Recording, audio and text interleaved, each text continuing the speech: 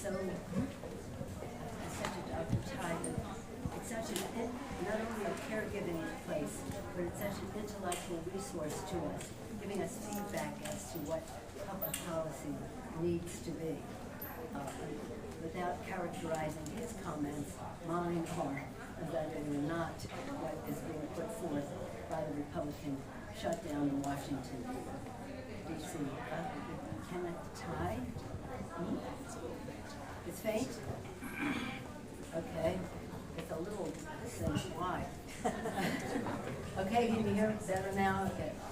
Dr. Kenneth Ty, thank you for hosting us here at Men's Peace Center in Chinatown. I'm grateful for the work that you do, and as I said, while it was faint, this is one of my favorite places because it meets the needs of the people in a way that is an intellectual resource to us back as to what really works. Not Dr. Ty's words, but mine. Very different from what the Republican shutdown is exacting on our country, on the health and well-being of the American people. I'm so proud to be joined by Kevin Mullen, who will be with us moment, whom I had the honor of sharing the representation of San Francisco with, and we're very proud to welcome from across the Golden Gate Bridge, Congressman Jared Huffman. In 15 months, he will be the chairman. Now he's the top Democrat. He will be the chairman of the Natural Resources Committee. All along, he's been a real champion for America's working families, and we're honored to have him with us. After this, we are here today to call attention and to hear what it means to people in their lives, to what the Republicans are doing with this shutdown of the government, and to make sure people understand what the challenge is. We could not vote for a bill that contained within it, and the other legislation that passed this year, cutting $1 trillion out of Medicaid and SNAP. $1 trillion. Several $100 billion out of SNAP, feeding the children. A few days ago, earlier this week, we celebrated the 48th anniversary of SNAP when signed by President Carter. Feed the children, with women, infant children, seniors, Meals on Wheels and that. They would rather take food out of the mouths of babies so that it can give a tax cut to the richest people in our country who really don't need it. And then on top of that, $600 billion out of Medicare, and complete horror show when it comes to the Affordable Care Act.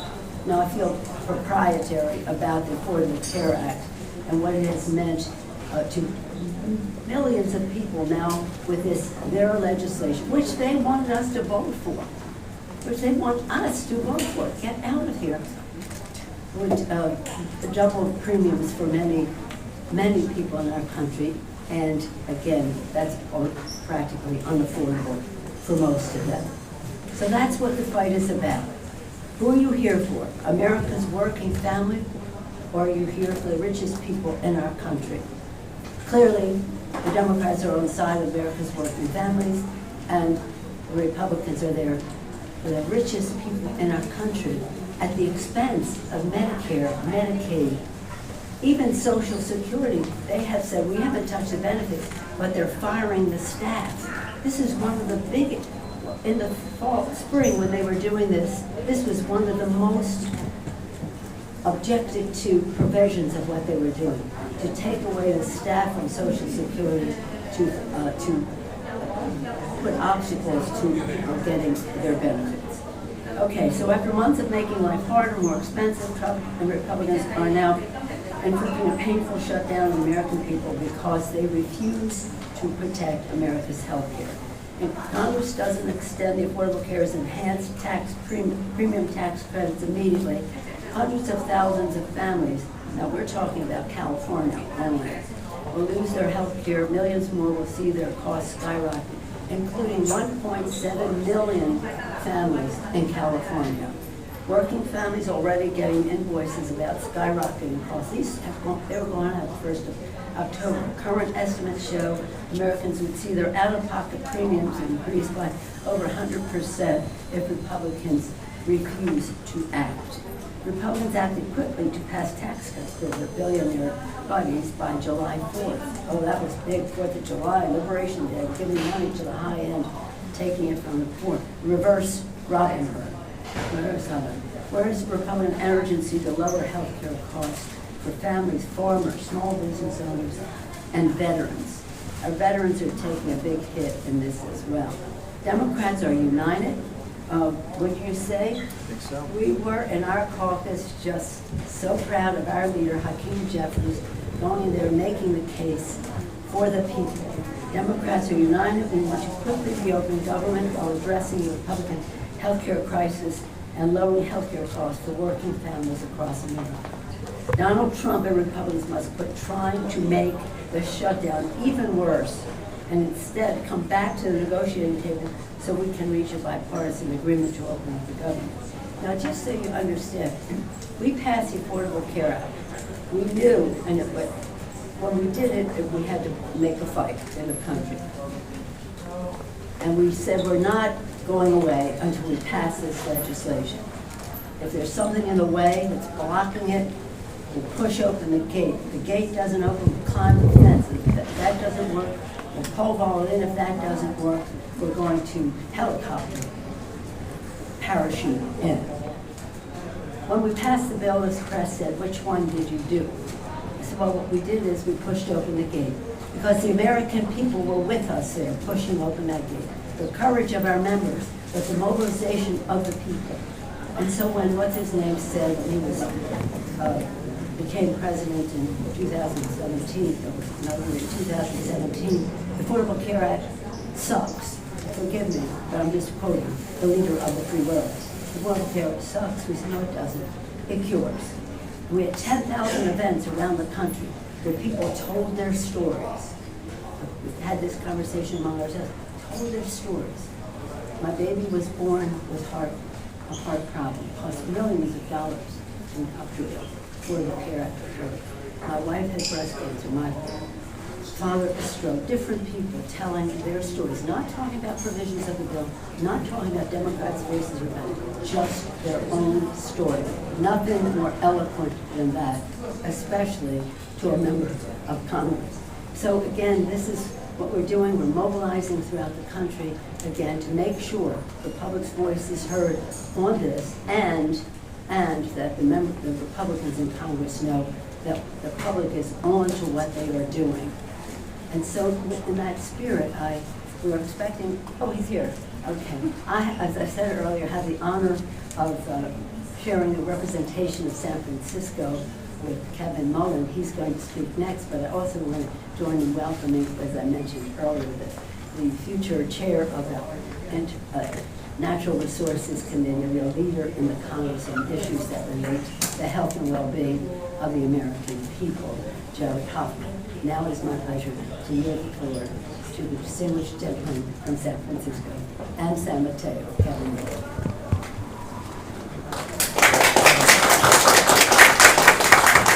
Thank you, Speaker Emerita Pelosi, for bringing us together this morning. Your continued leadership in our Democratic caucus and California delegation is so very appreciated, and the person who made the ACA a reality in this country. My House Democratic colleagues and I just got back to check in our districts. Unfortunately, House Republicans did not show up for work this week in Washington, D.C. Republicans control the House, the Senate, and the White House. This is their shutdown. They've chosen to shut the government down. A constituent called my office just this week and said they're scared their wife will die, that is a direct quote, if she loses access to her health care because of what's happening right now. People's lives are at stake here. This fight is about protecting your access to affordable health care. I serve on the House Energy and Commerce Committee, which has oversight over federal health care. Earlier this year, we had a 27-hour nonstop hearing where Democrats tried to stop Republicans from cutting billions of dollars from Medicaid. And now they're trying to make health care even more costly by harming programs like Covered California. Republicans want to strip away coverage from 15 million people, including 28,000 people in my 15th congressional district. Trump's plan will make health care more expensive for everyone, with some seeing their costs rise over 600%. This fight is the height of hypocrisy. The Republicans and Trump already saddled America's children and grandchildren with $4 trillion in additional debt on the national debt to fund tax cuts for the wealthy, and now they want you to pay even more for your health care. It is quite appropriate for us to be gathered here today at NEMS, an organization that truly cares about the health of our communities. NEMS is set to open up a facility in my hometown of South San Francisco. I'm so grateful for the incredible work that they do. The American people deserve a federal government that works for them. They deserve a functional system. We all deserve better. I urge Republicans to come to the table and support a fair, bipartisan budget and reopen the government. And with that, I'm pleased to turn it over to my colleague, our leader on the Natural Resources Committee, somebody who so ably represents Marin County, my colleague, Jared Huffman. Thank you. Thanks, everybody. Thanks, Congressman Mullen, and thank you, Speaker Pelosi, for your leadership over many years and your leadership in this moment. I want to thank the providers and the experts and the community leaders that do such excellent work here in this clinic, and I think it's appropriate that in a moment where Democrats are taking a stand to stop the cuts, to save health care, that we're gathering in a place that is on the front line of the impacts of what will happen if we continue over this health care cliff that Republicans have created for this nation.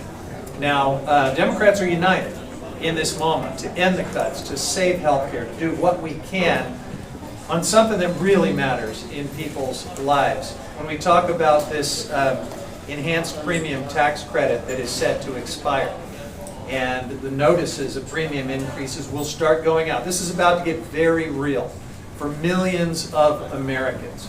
Apparently, it's not yet real for the White House, not yet real for congressional Republicans. They're still goofing around with AI memes with sombreros, and they're on vacation while Democrats were back in Washington this week trying to do work. But it will get real when these notices go out. In my district alone, I have 37,000 people that use this enhanced premium tax credit. That lets them have health insurance because of what we did for them. And earlier this week, when we gathered on the Capitol steps without any Republicans, we heard some real-world stories about what this means for people. We heard from a part-time community college professor who has a cancer diagnosis and has medication that costs thousands and thousands of dollars every month. There's no way he could afford that. There's no way he could avoid terrible choices for himself and his family if that tax credit were allowed to expire, because what that means for him and for 37,000 people in my district and millions more around this country is that their premiums in some cases will double or triple. And that's something that I think calls all of us to just think about, who do we serve? What do we care about?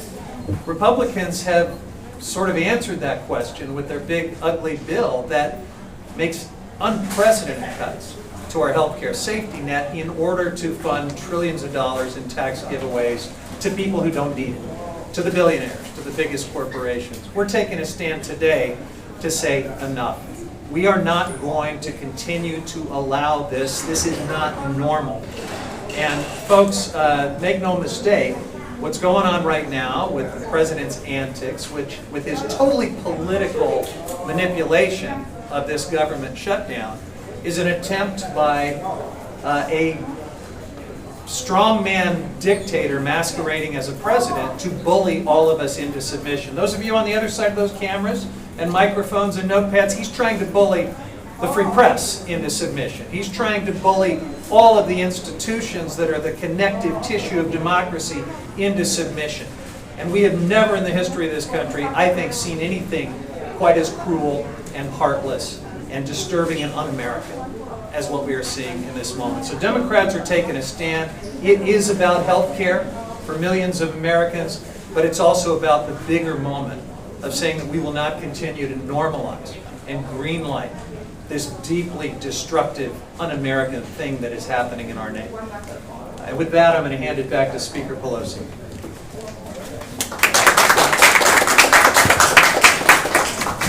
very much, Congressman, for being here, for your leadership in the Congress and representing the views of your constituents. When you say 35,000, it's not just people, it's families. So it's many more people in San Francisco between what they're doing to Medicaid and what they're doing to the tax credits, the subsidies. Is well over 50,000 families that will be affected very positively. Now, our special guests, our VIPs, are people who are with us today. We'll hear from later Amanda Webb on behalf of a friend and Laurie Brener. They're going to tell their stories. As I said before, we had 10,000 events across the country when they tried to go after it before. But before we do that, we're going to hear from our healthcare providers who are just fantastic in all of this. And that is, first, we're going to hear from Joanna Yu. She is the president of the San Francisco Clinic Consortium. We've seen her before at many of our events because she has been there to tell us what the consequences are of actions and the rest. She has been an inspiration to all of us. And I've said, and Dr. Tai and she have heard me say again and again, if we had a brand new country, and we're starting from scratch, our healthcare system would begin by carpeting the country with the work that they do to have this consortium of clinics all over America. Our members, we have bipartisan support for this in the Congress, we understand, but it doesn't seem to reflect itself in their budget priorities. With that, with gratitude, I welcome Joanna, Madam President of San Francisco Clinic Consortium.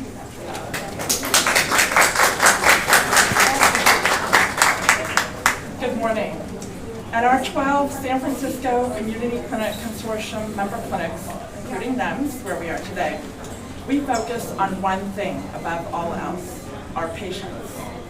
Like community health centers across the nation, we care for people in every stage of life. Children needing school immunizations, adults trying to prevent diabetes and heart disease, and seniors trying to manage their chronic conditions. Together, we provide primary, mental, and dental health care and other essential services to over 110,000 low-income San Franciscans. It's these patients, hardworking, proud, from every background, but not wealthy, who will stand to be hurt the most by the huge reductions in Medicaid in H.R. 1 and the expiration of Affordable Care Act subsidies. These are the same families that will be impacted by the cuts to SNAP benefits and the same seniors who will feel the ripple effects of future Medicare reductions driven by the huge deficit increase H.R. 1 creates. I'm here today because these are our people, our patients, our staff, our community. Their health needs are not political, they're practical. They're here in clinic today. They're human and they're urgent. We will be supporting patients who work multiple jobs but do not have the paperwork to satisfy the burdensome new work requirements just to keep their Medicaid coverage. We will be explaining to families who once had solid coverage under Covered California, over 27,000 people in San Francisco, why they can no longer afford the skyrocketing premiums, an estimated 88% increase here in San Francisco, without the tax credits that made insurance attainable. We will be talking to seniors who depend on Medicare-funded telehealth capabilities and services, which they can no longer access. We will be helping patients who come to us hungry because their SNAP benefits have been cut. We cannot look our patients in the face and tell them that after 15 years of hard-won progress, that we're moving backwards. That is why we're proud to stand here today with Speaker Emerita Pelosi, Congressman Mullen and Huffman, to call on Congress to keep healthcare funding a top priority. Federal funding for community health centers like our member clinics, like NEMS where we stand today, expired yesterday. That must change. Our patients and millions of them, like them across the country, deserve reliable access to high-quality, comprehensive health care, not just today, not just tomorrow, but for the long term. I'm glad to welcome Dr. Ken Tai, Chief Health Officer here at NEMS, for the next remarks. Good morning, my name is Dr. Kai. Welcome everyone. First I want to thank Speaker Emeritus Pelosi for hosting today's press conference in our Chinatown clinic. For decades, she's been a true champion for the community health centers, both in San Francisco and nationwide. We are deeply grateful for her leadership. I also want to recognize Congress Mullen, Congress Huffman, and Johanna for their support. NEMS was founded over 50 years ago in Chinatown. Today we have grown to 31 sites throughout the Bay Area, serving 83,000 patients every year. Majority of our patients are low income, 80% are on Medi-Cal or Medicare, 70% prefer to receive care in a language other than English.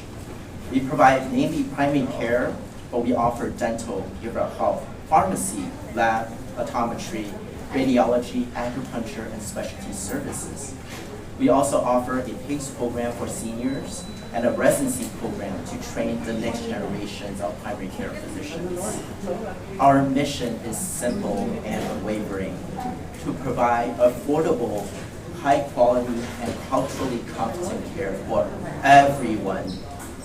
But that mission is at risk today. Federal cuts to the Medicaid program and the tax subsidies threaten to strip insurance coverage from millions of Californians. Work requirements, eligibility checks every 6 months could push 1/3 of the Medi-Cal patients off coverage. Added cost sharing will discourage additional patients from seeking care. We know what happens when people lose insurance. They delay preventive care, end up in emergency room with advanced conditions or complications, and face worse outcomes at higher costs. Some clinics in the Bay Area have already reduced their hours or closed. Lower federal fundings and provider tax revenue may also lead to cutting of optional benefits like vision, dental, behavioral health, and acupuncture. Community health clinics like NEMS are safety nets. If the net breaks, our most vulnerable members will fall through. These federal cuts are short-sighted, irresponsible, and harmful to our most vulnerable communities. At NEMS, we remain committed to serving all who come through our doors, but we cannot do this alone. Every dollar cut from the preventive care today will cost taxpayers 3 times more tomorrow. We urge policymakers to protect and strengthen fundings for Medicaid and tax subsidies and community health centers, because cutting resources today only leads to poorer health and higher costs tomorrow. On behalf of our patients and staff, thank you, Speaker Pelosi, Congressman Mullen, and Congressman Huffman, for your commitment to protect those who are vulnerable and needing care the most. Next, I would like to introduce Amanda Webb, who will share a personal story on behalf of the family. Amanda. Thank you, Dr. Tsai, and I want to express my gratitude to Speaker Emeritus Pelosi for bringing us here today. My name is Amanda Webb. I'm a wife, a mother, a resident of San Francisco, and a stage 4 colon cancer survivor. Access to health care is so important to me. Much of my advocacy work is in service of the cancer community. But today, I'm not here to tell my story. I'm one of the lucky ones. I have access to a health insurance plan that I can afford. Today, I'm here to share the story of my friend Cinnamon. We met for a glass of wine just last night before picking up our sons from school. I mentioned the opportunity to share her story today. I thought I had her when I said, do it for the people. But Cinnamon's not here today. She graciously allowed me to share her story on her behalf because she knows how important it is to be heard. Cinnamon is a San Francisco native and a stay-at-home mom of 2 young boys. Last November, her husband was laid off, and she immediately applied for Medi-Cal.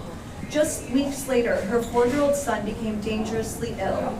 After multiple ER visits, he was admitted to UCSF for life-threatening C. diff infection. He spent 3 weeks in the hospital, came home on 9 different medications, and is still under the care of 4 specialists.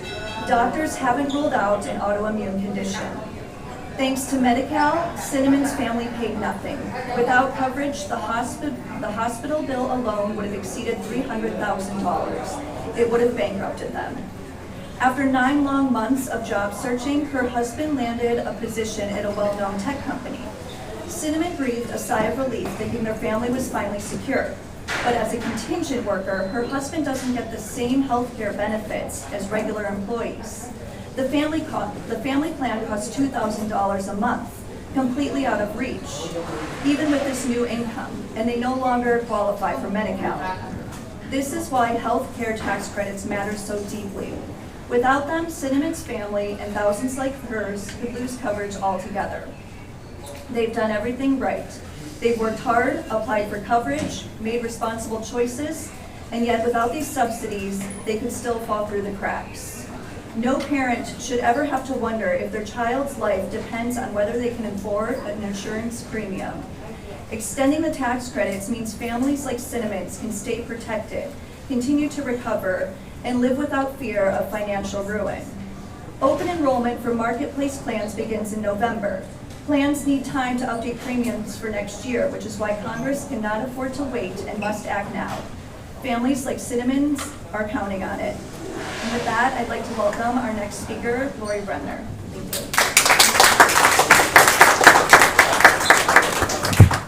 Thank you, Amanda. My name is Lori Brener. I'm grateful to be here, to have this opportunity to urge, to beg Congress to extend the healthcare tax credits. They need to do it now. The need is urgent before there's irreparable harm done to the health and the financial well-being of America's working families. Those healthcare tax credits were my lifeline. I was diagnosed with leukemia a long time ago, back when I was in college. I was on my parents' health plan then, and so that allowed us to access the treatments that put me into remission.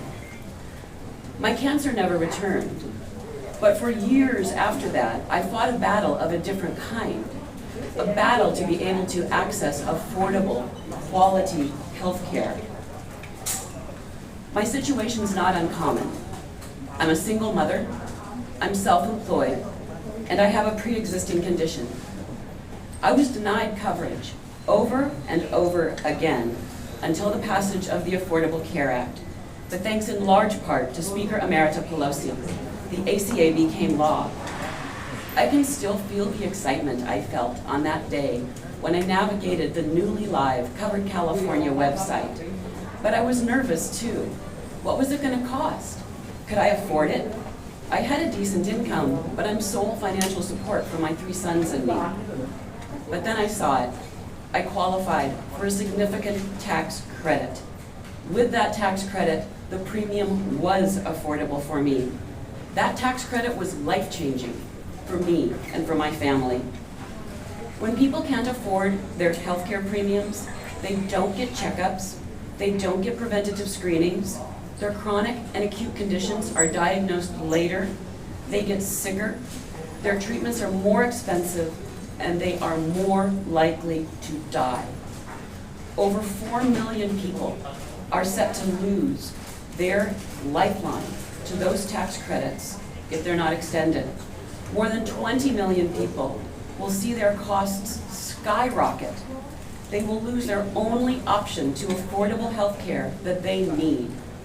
Now is the time for Congress to act. This is not a field on which you can back down. We are counting on our elected officials to put the health of working families first. The health care tax credits must be extended. I close by thanking the Speaker Emerita for one of the happiest days of my life. That was when I clicked the submit button at Covered California, and I was able to afford individual coverage for myself and my family for the first time in my life, and I wasn't even asked if I'd ever had cancer. Thank you.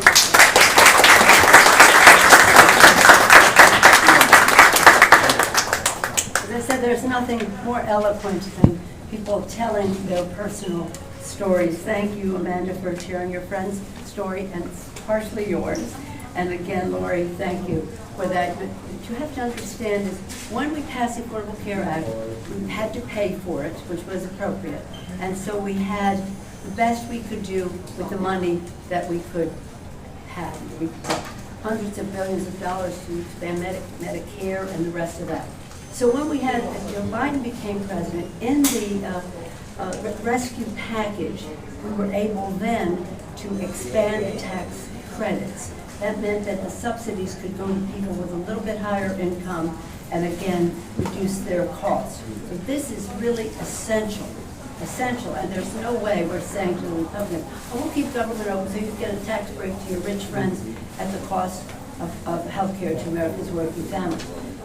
Just because my colleague mentioned the $4 trillion that they added to the national debt.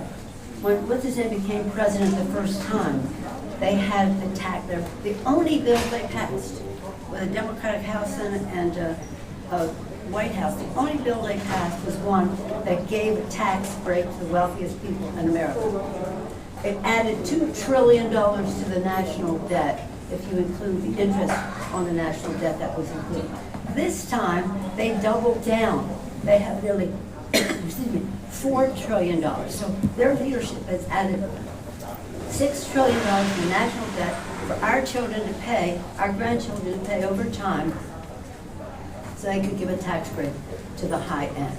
A budget should be a statement of our national values, what we care about, what we have in our budget, as we prioritize. That is simply not the case in this case. So it's important for the American people to know why we couldn't vote with them on this bill, so that they will come forth and support the Affordable Care Act, Medicaid, and the rest, and SNAP. With that, we're happy to take any questions. Mullen, On-topic questions first. Yeah, we're going to stay with on-topic questions first. We got just a couple minutes. So, Right. I'm Kelsey Dord with CBS News. Yes. You know, just talking about healthcare. Historically, the minority party, when they use a shutdown to kind of leverage the policy that they're looking to change, it has not been successful. So I'm just wondering why you think this time is different. Because I believe in the American people. I believe that this is so essential. They may not understand about the tax cut or what do I care, rich people always get the advantage. That's what sometimes they think. But this hits home for them. And that's why we're having, as we did before, 10,000 people to 10,000 events around the country for people to tell their stories. And in this case, that people know, when they get this notice this week that their policies could possibly double or worse for their families, that they will weigh in with the Republicans. Nothing good happens in Congress, whether it was passing Affordable Care Act, as I said earlier, outside mobilization, whether it's saving it 10,000 events, outside mobilization, and that's what we're doing now. My colleagues want to respond to that? I have one thought. First of all, the last time we had a government shutdown, I know you're alluding to how politically tenable is it for the minority party. Those were shutdowns, and I experienced them, from a minority party that was trying to take health care away from people, trying to repeal the Affordable Care Act. That's why they shut the government down the last time around, and President Trump was part of that government shutdown. So it's just a very different moment. They have complete control of government. If they want to do all these terrible things, they can do it with Republican votes. But the question is, are Democrats going to take a stand to protect health care, not to try to shut the government down to strip it away? It's a very different moment. I guess a quick follow-up to that is, why would Republicans negotiate with you guys? This is kind of their one big thing that they've passed. Well, because what they're doing is wrong. And why would we abandon our commitment to the American people and say, okay, we'll keep government open so that you can give tax breaks to the wealthiest people in our country? By the way, when every shutdown has been a Republican shutdown. Why? Because they don't believe in governance. They just don't believe in it. They didn't vote for Social Security, Medicare, Medicaid, Affordable Care Act, none of it. They don't believe in governance. So for them, a shutdown is a day at the beach. They love it. No government. And when we had not the last one, President, the last one under Trump, he was 35 days. And when it began, he said, I will be very proud. Be proud. Remember I said that? I mean, I was in the Oval Office when he said this. I will be very proud of the shutdown that we're going to instigate. When they did it before, we finally came back and they agreed to open up government. Most of their leadership all voted to keep government shut down. So I understand that. Do you have something to say on this? I would just simply add, my colleagues are veterans. I'm still relatively new to the Congress. This is my first Republican shutdown. And I just want to say, I believe the American people are with us on this issue. But I need to remind people, they have unified control. The House, the Senate, the White House, they run the government. They have the levers of power. Now, it's going to change in November of 2026 if we carry our message to the American people, because I believe they are with us. If I can just, as long as I have the microphone, I just want to emphasize something that Speaker Merida highlighted. That one big, ugly budget bill is generational theft. Tax cuts for the wealthy, corporations, and not only continuing, but extending them and expanding them, and adding $4 trillion to the debt. I have two 7-year-old boys.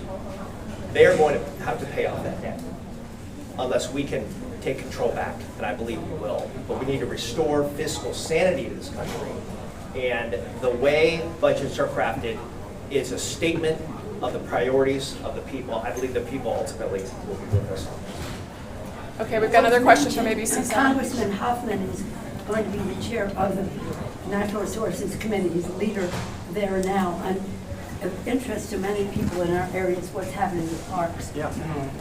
So I wish I could tell you with full disclosure from the administration exactly what was happening in parks, but we're left to sort of figure it out from the on-the-ground experience that people are having. We know that some park units are nominally open, but not all facilities in those units are open. Some are closed. I represent Muir Woods, it's shut down. We know that some parts of GGNRA are shut down, but the disturbing part is the pieces of this system that are left nominally open are operating with more than half of the personnel furloughed. And that is a little bit like keeping an airport open while cutting the air traffic controllers in half. It's not a good thing. Bad things will happen in terms of resource damage, in terms of public safety, in terms of any number of things that we worry about. It is no way to run the national park system. So we are seeing some raw politics play out in the way the president is manipulating all of this. I have no doubt that he will look for ways to try to make blue states and blue communities feel the pain while protecting his friends. That's sort of the mafioso leadership that we're seeing from this president. But you know, giving in to that thuggery should be unthinkable, especially when the health care for millions of American people is the price that we would pay. Speaker Merida, one of the threats from the president is that there's going to be widespread firings of federal employees if there isn't a deal soon. Any concern about that? Yeah, there's very serious concern about that, and thank you for that question. Because the fact is, they're firing these people with or without a shutdown. Our members know that. They're firing without it, and now they're using a shutdown as an excuse. I wish I had the chairman of the Office of Management Budget statement. Public employees are villains. They're going to suffer. There's going to be trauma. There's going to be trauma for them. They do not believe in governance. I appreciate your question because it enables me to say what we know and we will see is they're firing these people anyway. Now they want to blame it on the shutdown, but it's happening. And as I said in March, when we're having this fight then, they were already firing the people at Social Security. Do not believe in governance. Let me just say, when you're asking about why, with all respect to your question, when people come to us and say they want to run for office, I always say to them, why? Know your why, right? We hear this all the time. Know why, because this is a big sacrifice to your family and this or that. Know your why. My why is 1 in 5 children in America lives in poverty and goes to sleep hungry at night. So my judgment about anybody I'm interacting with, whatever level of government is this, are you hurting the children? And this President of the United States is doing horrible damage to the children, to their families, whether it's SNAP and the food they eat, whether it's health care for their families. This is an economic issue too. The parks are an economic and jobs issue too. So this has a terrible effect on our country. Terrible effect on our country. And this is a values debate. As I said, a budget should be a statement of our national values. This budget issue that they're bringing up is certainly not. In fact, to the contrary. To the contrary, it's very harmful. Quick follow-up, we're on day 2. The last one lasted 35 days. Yes. How long are y'all willing to hold out? Well, the question, it's interesting your perspective on it.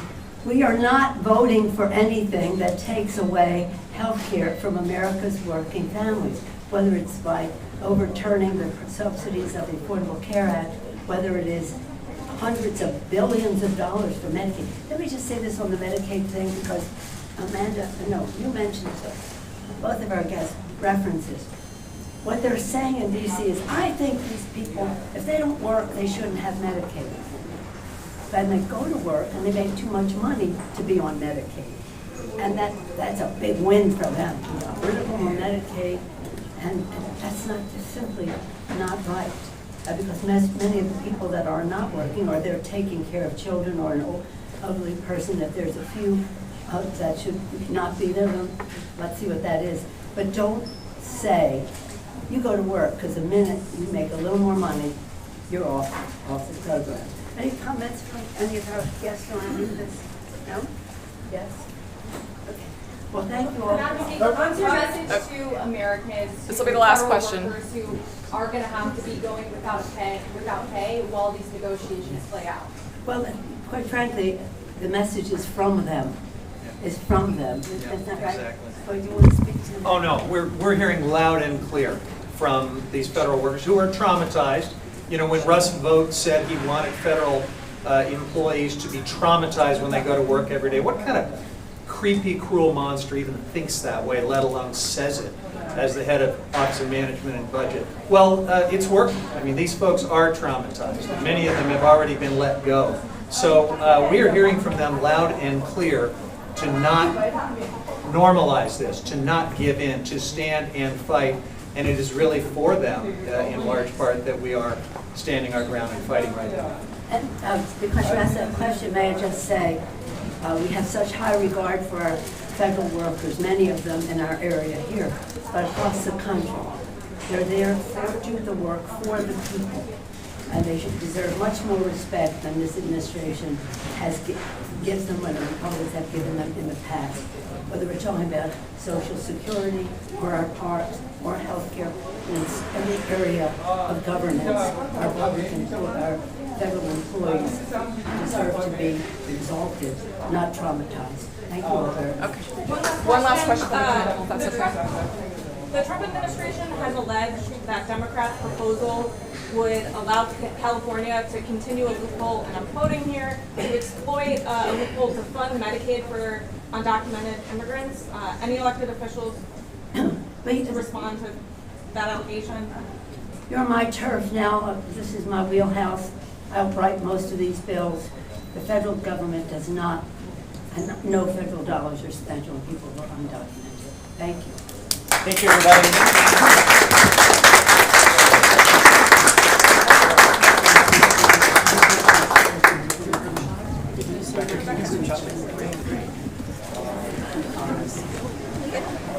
We're going to do one quick group shot with everybody, if that's okay. Yeah.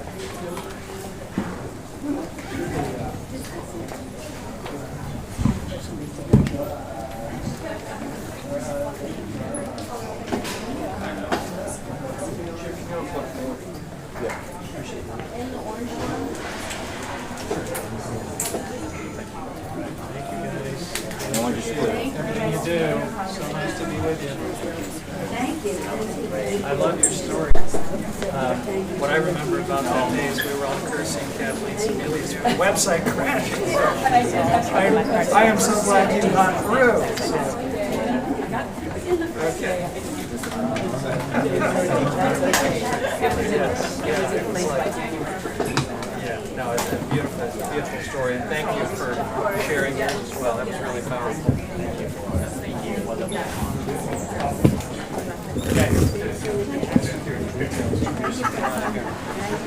Great job.